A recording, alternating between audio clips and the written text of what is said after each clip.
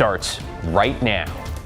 Well, thanks for joining us. I'm David Molko, and first tonight, a Multnomah County jury has just awarded a Portland woman more than $1 million in damages in a case of racial discrimination after she says a gas station attendant in Beaverton refused to fill up her car, telling her he didn't serve black people. Alma McCarty joins us now. And Alma, while it's been nearly 3 years since that confrontation, you talked to the driver today and she is still incredibly shaken up. Yeah, David, Rose Wakefield told me it is still very painful to relive those moments. All she wanted to do was get gas. Then after this terrible encounter, she just wanted to reach upper management for Jackson's Food Stores to complain. But to add insult to injury, her attorney says her complaints weren't taken seriously or even recorded properly.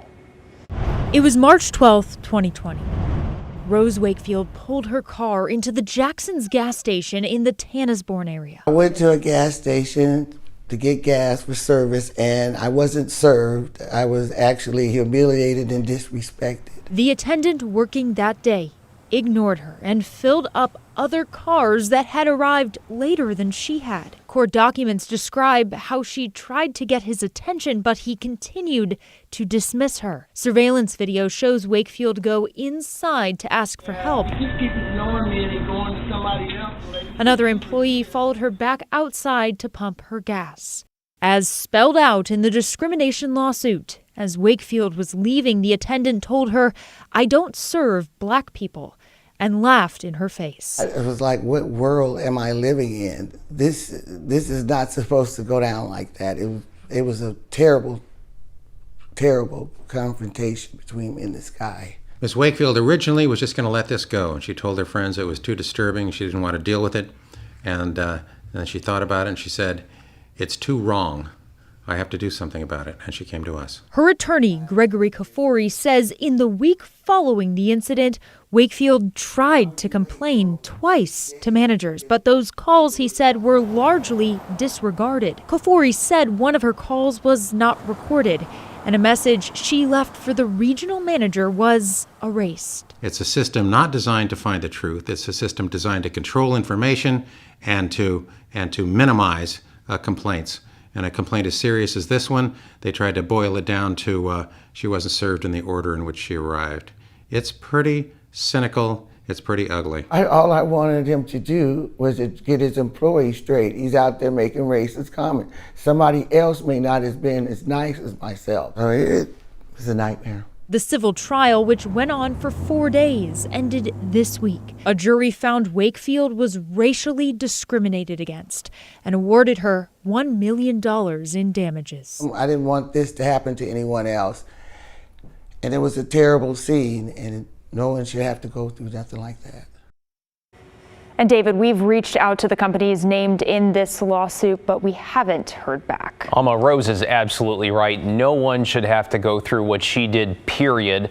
$1 million. How did the jury come up with that amount? Well, David, I asked about that, and Kafoury explained it is meant to send a message. He asked the jury for this amount to show this and other corporations that the complaint process ought to be fair and transparent. Sending a message. Alma McCarty reporting tonight. Thank you, Alma. Let's get you caught up on tonight's other headlines now. TriMet has issued its second ever lifetime ban to the man accused in an assault at a Gresham Max station. You might remember this. Police say on January 3rd, Corin Kramer attacked an elderly man and chewed off part of his ear. This was in the early morning hours when the Max wasn't running. Kramer is currently being held without bail. TriMet's first lifetime ban was against a man who committed lewd acts and cut women's hair multiple times on public transport. Federal agents and Tigard police say they pulled more than 2 kilos of so-called rainbow fentanyl off the streets. This is a photo of what the U.S. Attorney's Office says was recovered at 2 Portland area motels this week, including 8 firearms. 47-year-old Jose Isidro Zuniga, a Honduran national living in Portland, is now facing federal charges. Investigators say they also recovered crystal meth and cocaine. The Rose City is one step closer to overhauling its form of government. Today, City Council formally appointed a 13-member independent commission. It'll work to divide the city into 4 new geographic districts. If all goes according to plan, voters will use ranked choice voting to elect 3 council members from each district for a total of 12 city councilors in November 2024. And Portland Public Schools is putting up new electric fences around its bus yard. Officials say it's all in an effort to stop thieves from stealing catalytic converters and breaking into bus drivers' personal vehicles. The yard is off Marine Drive in Northeast. It appears the existing barbed wire fence just isn't enough. Let's get to a KGW investigation tonight about what may be the very last place anyone would expect to get hurt. KGW has learned a patient undergoing surgery at OHSU suffered injuries when a fire started inside a hospital operating room. Now, this was in December, though we only learned about it after our team started asking questions. As investigative reporter Evan Watson tells us, federal regulators have now ordered the hospital to take immediate action. KGW has learned a patient was injured on the operating table at OHSU after a fire started while surgeons were using a cauterizing tool around flammable high-flow oxygen. The hospital acknowledged the dangerous situation this week after we started asking questions. The fire happened in December. The hospital immediately launched an investigation into what happened, and federal regulators later conducted their own investigation. The details we've learned from that follow-up offer some clues about what went wrong that day. The hospital was ordered to update its instructions on the use of high-flow oxygen, cautery equipment, and an alcohol-based antiseptic. When surgical fires happen, it often involves a combination of those 3 things: oxygen, a heat source, and fuel to keep it going. It's kind of a prime situation in surgery because you're oftentimes using supplemental oxygen when a patient's under anesthesia. A lot of surgical instruments or surgical approaches use cautery or create sparks.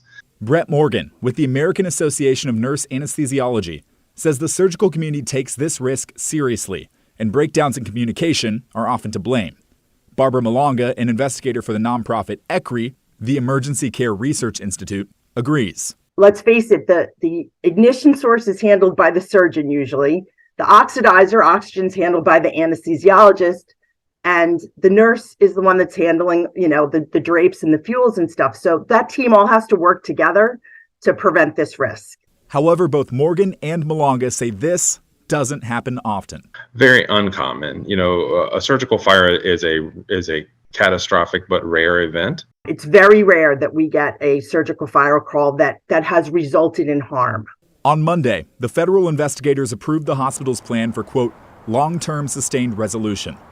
Among 65 million surgeries performed in the United States each year, ECRI estimates there are about 90 to 100 surgical fires. The procedures that are at highest risk are those that involve the head, neck, face, and upper chest area because of the close proximity of that oxygen source on the face to the ignition source. Morgan says in most cases, surgical fires are preventable. This is an element of our training. It's an element of our professional development.